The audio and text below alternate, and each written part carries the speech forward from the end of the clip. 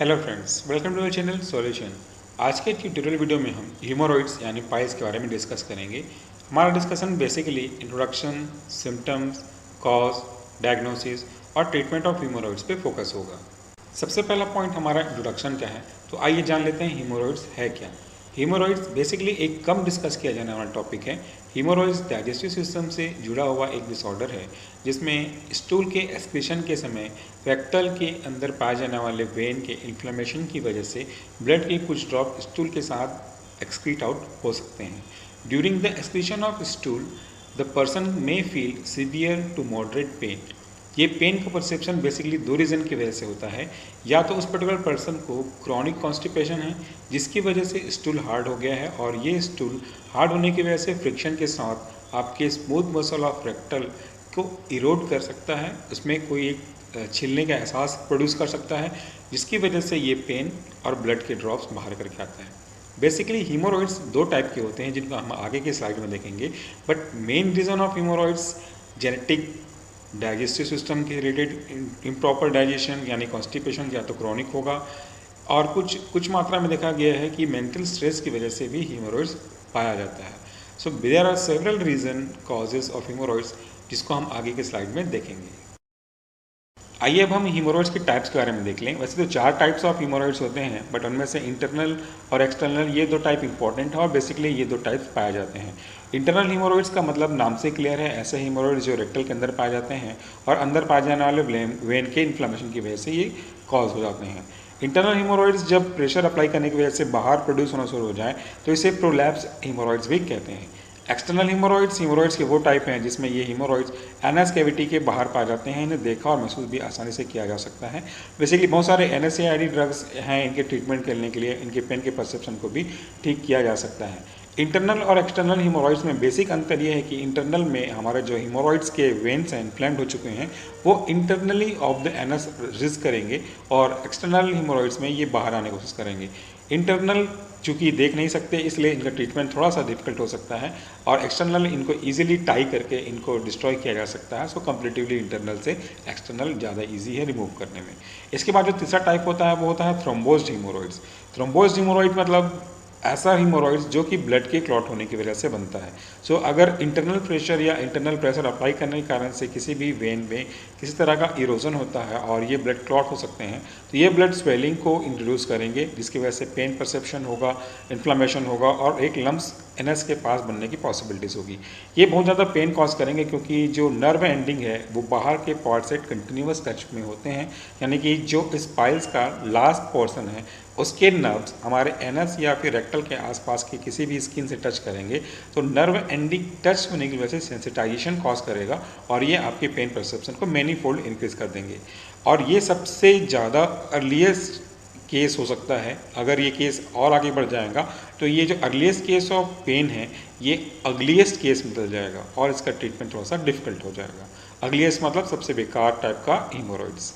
अगला जो टाइप है हमारा वह है प्रोलैप्स्ड हीमोरॉइड। हमने पहले के पॉइंट में डिस्कस किया था। प्रोलैप्स हीमोरॉइड्स ऐसे हीमोरॉइड्स हैं जो बेसिकली हैं तो internal haemorrhoids, but pressure apply करने की वजह से या किसी और रीजन से ये इंटरनल हीमोरॉइड्स एनस कैविटी के थ्रू बाहर आ जाते हैं, और ये इंटरनली ना हो करके एक्सटर्नली बन जाते हैं। इस तरह के हीमोरॉइड्स को हम प्रोलैप्स हीमोरॉइड्स कहते हैं।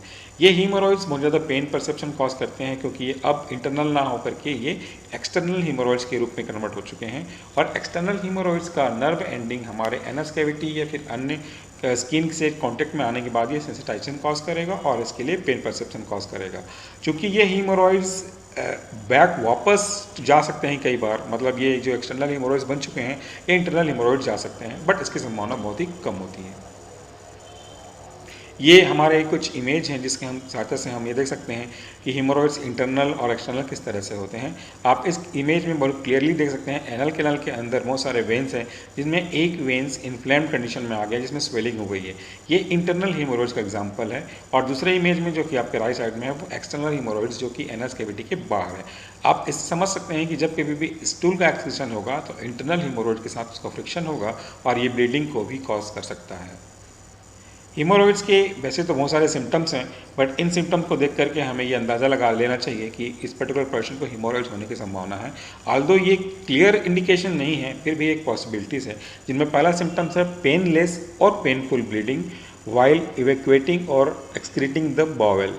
दूसरा जो होगा वह इचिंग और irritation in anal region, pain और डिस्कम्फर्ट इन रेक्टल एरिया, आपके जो swelling around anus due to inflammation of hemorrhoids, ये भी एक पेन कॉज करने के सिम्टम हो सकते हैं। A lump of tissue near anus और may enlarge and swell of hemorrhoids veins, और ये फीलिंग ऑफ लीकेज कॉज कर सकते हैं, स्टूल लीकेज पॉसिबिलिटीज लगेगा। बॉवेल मूवमेंट में पेन होगा, परसेप्शन होगा, एनल रीजन में स्वेलिंग होगी, और किसी किसी को ये फीवर भी कॉज कर सकता है। डिस्कम्फर्ट तो बहुत कॉमन सिम्टम है, किसी भी तरह से बैठने मूवमेंट करने में डिस्कम्फर्ट होगा, पेन का परसेप्शन होगा, बर्निंग सेशन होगा। बर्निंग सेशन बैठने के बाद भी और स्टूल को एक्सक्रीशन करने के समय भी बर्निंग सेशन हो सकता है। आइए अब हम देखें कुछ मेन कॉज के बारे में जिनकी वजह से हीमोरॉइड होने की पॉसिबिलिटीज़ कई बार बढ़ जाती है। प्रेशर अप्लाई करना भी एक मेन रीज़न है ड्यूरिंग बावेल मूवमेंट या बावेल का एक्सक्रीशन के समय प्रेशर अप्लाई करना भी एक रीज़न है हीमोरॉइड्स का। जनरली हैवी वेट लिफ्ट करना, भारी वजन को उठाना हीमोरॉइड्स का एक कारण है। मोटापा भी एक हीमोरॉइड्स का आजकल बढ़ता हुआ एग्जाम्पल है, क्योंकि मोटापे की वजह से एक्स्ट्रा प्रेशर अप्लाई करना पड़ेगा ड्यूरिंग एक्सक्रीशन ऑफ बावेल। सो ये भी एक हीमोरॉइड्स को कॉज करने का सिम्टम हो सकता है। ऐसे डाइट्स जिनमें फाइबर का अमाउंट कम होगा वो मेन रीज़न है हीमोरॉइड कॉज करने की, क्योंकि अगर फाइबर होगा नहीं आपके डाइट में तो ये वाटर को एक्यूमुलेट नहीं करेंगे, जिससे स्टूल सॉफ्ट ना होकर के स्टूल धीरे धीरे हार्ड हो जाएगा, और ये हार्ड स्टूल एक्सक्रीशन में प्रॉब्लम कॉज करेंगे और ये हीमोरॉइड्स को कन्वर्ट कर सकता है। क्रोनिक डायरिया भी एक मेन रीज़न है जिससे हीमोरॉइड्स होने की पॉसिबिलिटीज़ बढ़ती है। क्रोनिक डायरिया के बाद हमारा जो मेन कॉज है वह है कॉन्स्टिपेशन। कॉन्स्टिपेशन का डायरेक्ट रिलेशनशिप हमारे लो फाइबर डाइट के साथ भी है। अगर आप ऐसे डाइट लेते हैं जिनमें लो फाइबर है तो वो भी कॉन्स्टिपेशन कॉज कर सकता है, बट एक कंडीशन यहाँ भी बताना ज़रूरी है कि अगर आप हाई फाइबर डाइट भी लेते हैं बट आपका वाटर इनटेक कम है तो ये डाइट भी हार्ड स्टूल में कन्वर्ट हो जाएगा और ये हीमोरॉइड्स का कारण हो सकता है। जेनेटिक रीज़न भी हैं कई बार हीमोरॉइड्स कॉज करने की। प्रेगनेंसी भी एक रीज़न है। डाइट में हमने जो पहले डिस्कस कर लिया है। पर्सनल हाइजीन भी उनमें से एक रीज़न है। अगर हाइजीनिक मेंटेन कंडीशन नहीं रखेंगे तो माइक्रोबियल ग्रोथ और उस केस को वर्सन कर सकता है। चलिए अब हम डायग्नोसिस के बारे में देख लेते हैं। हीमोरॉइड्स की डायग्नोसिस करना बहुत आसान है। 3 स्टेप में हम इसकी डायग्नोसिस कर सकते हैं। पहला स्टेप है विजुअल इंस्पेक्शन। अगर हीमोरॉइड्स एक्सटर्नल टाइप का है तो उसके विजुअल इंस्पेक्शन में कोई प्रॉब्लम नहीं है। विजुअल इंस्पेक्शन करने के बाद ये कंफर्म किया जा सकता है कि किसी पर्टिकुलर पर्सन को हीमोरॉइड्स है या नहीं। जबकि अगर ये इंटरनल इंस्पेक्शन करने की बारी आएगी तो हम उसके लिए कुछ डिजिटल इंस्ट्रूमेंट यूज़ करेंगे, जिनमें हम ऐसे स्कोपी या सिग्मॉइड स्कोप को यूज़ करेंगे जो आपके रेक्टल रूट के थ्रू इंसर्ट किया जा सके और थ्रू द कैमरा हम इसको देख सकें कि इंटरनल हीमोरॉइड्स की पॉसिबिलिटीज़ है या नहीं। तीसरा जो टेस्ट होता है वह डायग्नोस्टिक रिएजेंट को यूज़ कर सकते हैं। हम बैरियम कंटेनिंग एक्सरे यूज़ करेंगे, जिसमें बैरियम के एक सॉल्यूशन को पेशेंट को दिया जाएगा जिसे हम एनेमा भी कहते हैं। ये बैरियम का सॉल्यूशन देने के बाद उसमें एक्सरेज किए जाएंगे। ये बैरियम का सॉल्यूशन एक फ्लोरेसेंसी कॉज करेगा जिसके अंदर एक लाइट इमिट होगी और एक्सरे के थ्रू हम देख सकते हैं। अब हम बात करते हैं कुछ प्रिवेंशन मेथड की, यानी प्रिवेंशन मेथड ऑफ हीमोरॉइड्स की। इसके लिए हमें सबसे पहले फाइब्रस फूड लेने होंगे। मैक्सिमम से मैक्सिमम फ्लूइड यूज़ करना पड़ेगा अपने डाइट में। ऐसे कोई भी अर्ग को हमें स्टॉप नहीं करना चाहिए जो एक्सक्रीशन से रिलेटेड हो। So never ever stop the urge to excrete out the stool. हम इसके बाद एक्सरसाइज को फॉलो कर सकते हैं और ऐसे फूड को और ऐसे कंडीशन को अवॉइड करेंगे जिसमें हमें फाइबर का कंडीशन कम हो और लंबे समय तक बैठना भी एक कारण हो सकता है। सो avoid sitting for the long time. Again हम देखेंगे प्रिवेंशन और ट्रीटमेंट मेथड। बेसिकली इसकी कोई खास ट्रीटमेंट मेथड नहीं है जो पर्टिकुलरली हीमोरॉइड्स की कॉज को ठीक कर सकें, but there are several alternative which directly और indirectly inhibit the formation of hemorrhoids. सबसे पहला प्रिवेंशन के अंदर भी ये हमने डिस्कस किया था, हाई फाइबर डाइट यूज़ करना चाहिए। टॉपिकल ट्रीटमेंट के लिए हम ऐसे क्लॉथ में, वार्म क्लॉथ में एंटीसेप्टिक डिसइंफेक्टेंट यूज़ करके हम इसके बार बार टॉपिकल एरिया पे अप्लाई कर सकते हैं। हम वार्म वाटर बाथ भी ले सकते हैं और ऐसे ही किसी भी तरह के एनल क्लीनिंग एजेंट को यूज़ कर सकते हैं जिससे कंटामिनेशन होने की संभावना बहुत कम हो। पेन परसेप्शन होने पे हम कोल्ड आइस क्यूब को भी इसमें अप्लाई कर सकते हैं थ्रू आइस टैप। और इसके बाद हम मिनिमल इन्वेसिव प्रोसीजर को यूज़ कर सकते हैं जिनमें सर्जरी की सहायता से इसको रिमूव किया जा सके। रबर बैंड लाइगेशन को भी यूज़ कर सकते हैं जिसमें हम इसे फिक्स करेंगे तो वो डिक्रीज होकर के रिजेक्ट हो जाएगा। वैसे ही इंजेक्शन के थ्रू श्रिंक कर सकते हैं। आइए हम कुछ ऐसे ड्रग्स के मैकेनिज्म एक्शन देखें जो डायरेक्टली और इनडायरेक्टली हमारे पाइल्स की कंडीशन को ठीक करने में यूज़फुल होते हैं। पहला है NSAID। Generally NSAID pain perception को इनहिबिट करने के लिए यूज़ किए जाते हैं। So non steroidal anti inflammatory pain killer के काम करेंगे।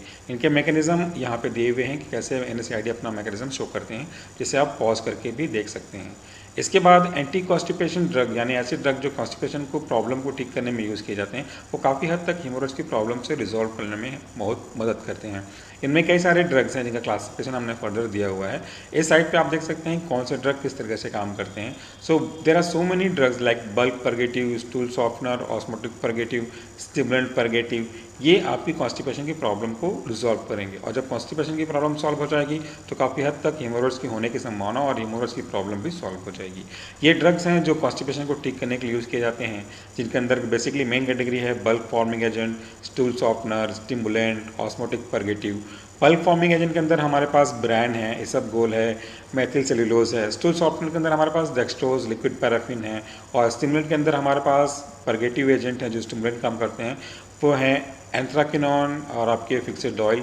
ऑस्मोटिक परगेटिव में मैग्नीशियम सॉल्ट और सोडियम सॉल्ट काफ़ी हद तक यूज़ किए जा सकते हैं। सो इनको यूज़ करके हम कॉन्स्टिपेशन रिड्यूस कर सकते हैं।